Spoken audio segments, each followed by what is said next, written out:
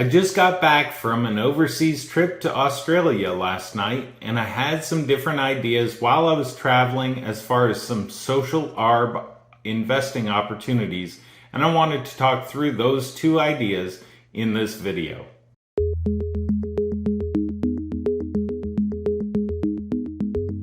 Alright, whenever I'm traveling, I do want to have my eyes open to new ideas and different investing lessons that I could be learning or thinking about and different investing opportunities. If you haven't watched my recent video about Crocs, I'll put a card to it in the corner. That was my most recent one that really had a profound opportunity that I realized and helped me in my understanding of a current investment that I already had that really encouraged me to invest more.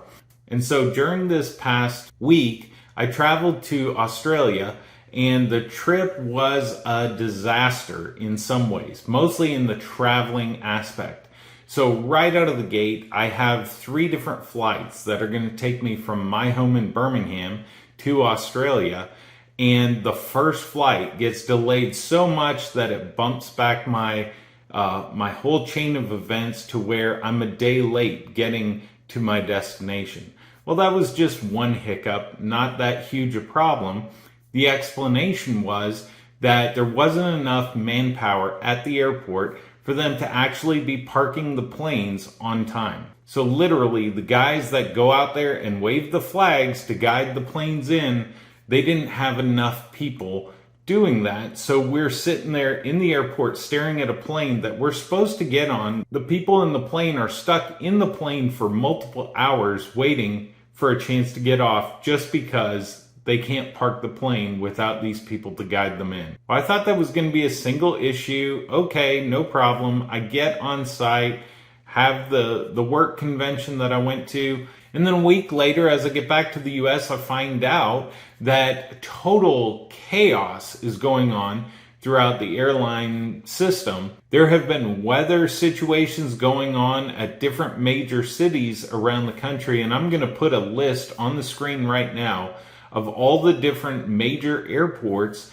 that are totally in pandemonium because of a backlog of people that are booked to fly and flying standby, and now flights are delayed and canceled, and it just turns into a domino effect that just gets out of control and crazy. To give you an idea of just how bad it's gotten very quickly, my itinerary had me landing in Birmingham, in my hometown, at 5 p.m. on Sunday, and if I had not modified that plan, I would have hoped to get a flight at 9 p.m. on Tuesday that would have me landing here at 10:30 p.m. on Tuesday, more than 2 days late.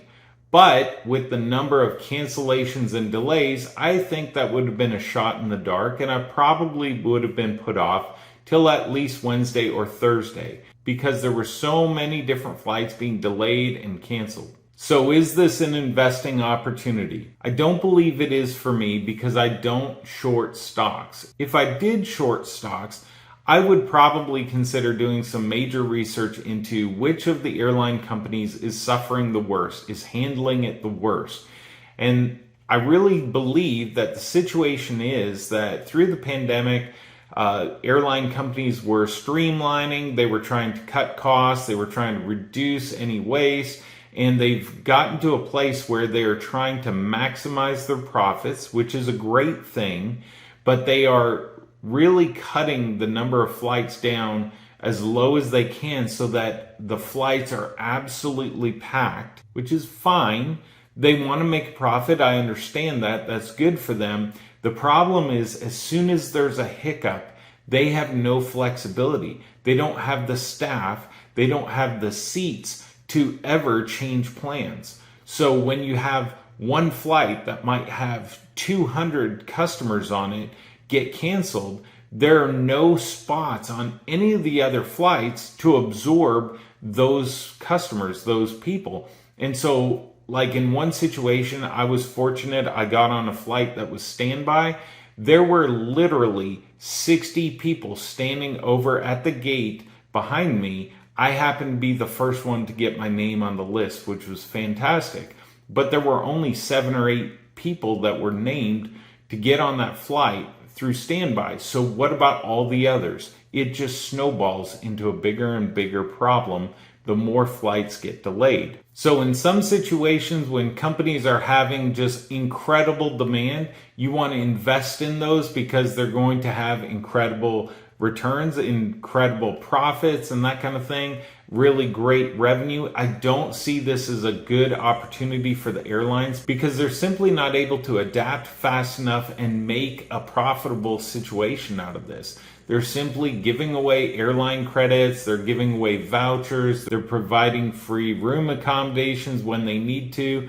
It is costing them a lot of money. It's not a good thing. But on the flip side, while that was an easy one for me to dismiss and just think through and think, no, this is not a good situation, there was another opportunity that has sprung out of that. So I was stuck in Dallas, Fort Worth, and we're talking about dozens and dozens of flights. So if you think about it, that's thousands of people suddenly stranded in Dallas, Fort Worth.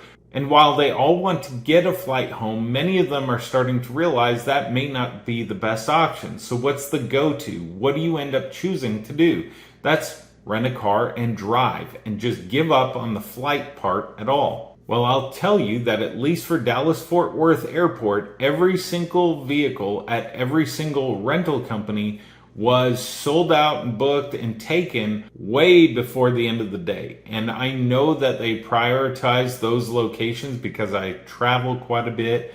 I rent vehicles, and a lot of times those airport locations, the rental companies will prioritize those because they know they can charge some really high rates, and they want to take care of those business traveling customers that are repeat customers over and over all over the world. So I started thinking to myself, as those last vehicles are being rented, suddenly you're seeing prices of $200, $300, $400 a day for vehicles that would normally cost $30 or $40 a day. I started thinking to myself, is this a social arb opportunity?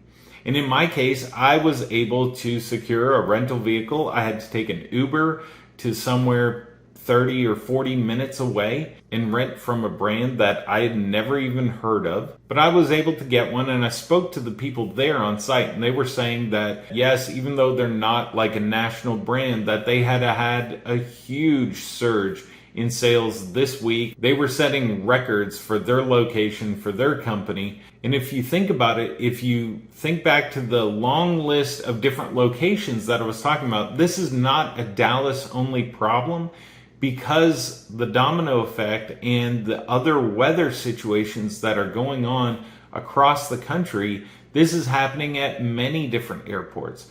And so I wondered to myself, would this be a needle mover? Would this bring in enough new revenue to really make the difference with these rental companies over the short term or maybe even the medium term as they report their numbers over the next quarter or two? But in the fairly recent history, I actually was doing some research into rental companies because the prices in the rental car business had gotten so high, and I travel enough to realize that these prices are really substantially higher, and wanted to know if that was a social arb play back then.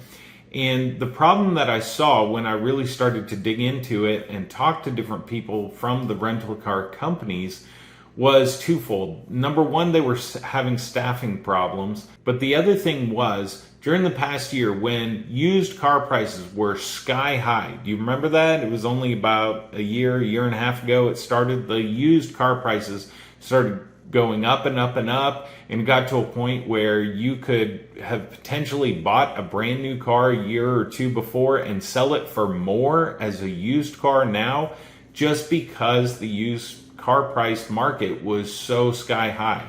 Well, a lot of the rental companies actually took that as an opportunity to sell a lot of their vehicles and reduce their fleet size so that they could turn over, rental car companies tried to keep all new models so they could turn over to the newer year models while getting a really good price on their used vehicles. Part of the problem with that strategy was there were no new cars to be bought. That's why the used car prices were so high.